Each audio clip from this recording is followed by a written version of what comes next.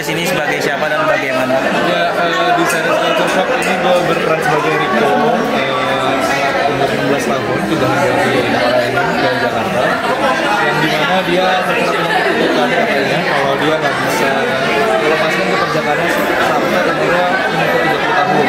Kalau di bawah 30 tahun keperjakaannya sudah lepas, makanya dia nyawanya terancam, kemungkinan dia bakal meninggal. Ada kan sih adegan yang bikin lo struggle banget kayaknya di series ini? Adegan yang bikin struggle? Itu tadi kayak dari episode 1 udah banyak banget adegan yang bikin struggle sih sebenarnya. Kayak gue kan ada adegannya di situ tegang ya. Tegang konteksnya gue nggak ngerti nih. Tegangnya gue takutnya boleh nggak sih? Nggak apa-apa. Ya pokoknya ada tegang, dan harus cover si tegangnya itu supaya nggak kelihatan sama orang. Dia merayap, dia merangkak, dia nempel di tembok, terus dia gesek-gesek di pohon. Itu buat gue adegannya sulit karena gimana caranya itu hal yang gimana ya, gue takut penonton malah melihatnya itu adalah hal bodoh. Sebenarnya Rico itu bukan bodoh, emang dia nggak tahu. Jadi dia melakukan berbagai cara yang dia lihat aja, apa dia lihat, oh ada pohon, oke dia coba, siapa tahu hangat gitu di bayangannya dia, nggak tahu juga. Jadi ya itu memerankan Rico tuh struggle sih dia. Ya, tapi mendalami karakter ini kan ada yang konyolnya, ada bodohnya.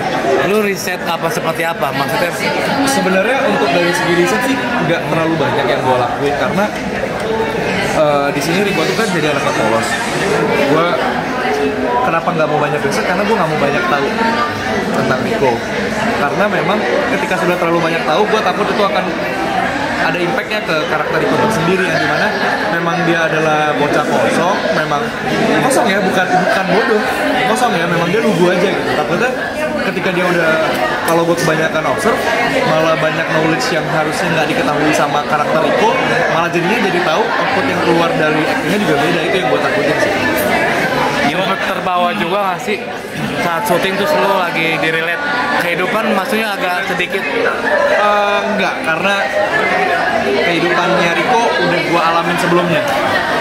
Sebenarnya lebih ke nginget apa yang dulu gua rasa aja sih. Tegang gitu ya? Gua nggak tahu sama ini apa? Gampang tegang dulu. Apa? Gampang tegang. Nggak segampang Rico ya. Gampang iya, tapi nggak segampang Rico. Gue apa yang Rico alami itu ya gue pernah ngalamin. Semua orang mungkin pernah ngalamin dengan cara menghadapi ketegangan saat dia pertama kali ngeliat, atau dia ketemu sama lingkungan baru yang dimana pakaiannya sedikit terbuka atau mungkin agak ketat. Cara ngehandle-nya itu ya udah pernah dilewati sebelumnya, tinggal gue nginget aja. Dan gimana caranya Rico ini gue set jadi kertas putih, lalu yang isi warnanya bukan Rico tapi lingkungan-lingkungan yang di sekitar dia yang isi warna-warna di kehidupan. Cara bangun chemistry dengan Dea dan McDennis seperti apa? Cara bangun chemistry sama ibu dan bapak, sebenarnya gue tuh paling bingung kalau ditanya soal bangun chemistry, karena nggak pernah punya rumus tersendiri, nggak pernah punya cara tersendiri.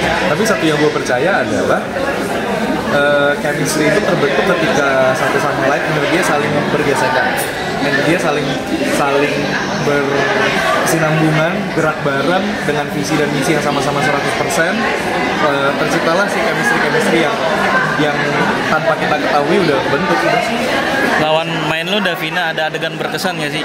Davina udah teman lama gue sih, jadi emang gue udah tahu pas gue nonton filmnya dia juga udah banyak banget tahu sepak terjangnya Davina, dan gue bersyukur banget bisa dipasangin sama Davina Karamo yang di series ini. ada syuting banyak adegan ketawa, maksudnya kan lucu nih, jadi sering jadi Tawa mulu di masih. lokasi itu benar-benar ketawa terus, fun banget syutingnya juga. Benar-benar syuting kayak main-main aja. Lewat karakter Rico, apa yang ingin lu sampaikan mungkin? Lewat karakter Rico yang pengen gue sampaikan adalah jangan takut buat belajar ya. Belajar tuh menurut gue konotasinya belajar itu harus positif, nggak boleh dengan cara-cara yang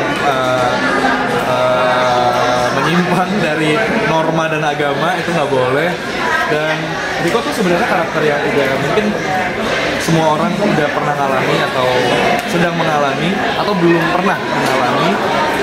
Lebih ke ini Rico diciptakan untuk menjadi point of view kalian kalau kalian tingkahnya atau pemikirannya kira-kira sama dengan Riko, yang terjadi kira-kira akan seperti ini.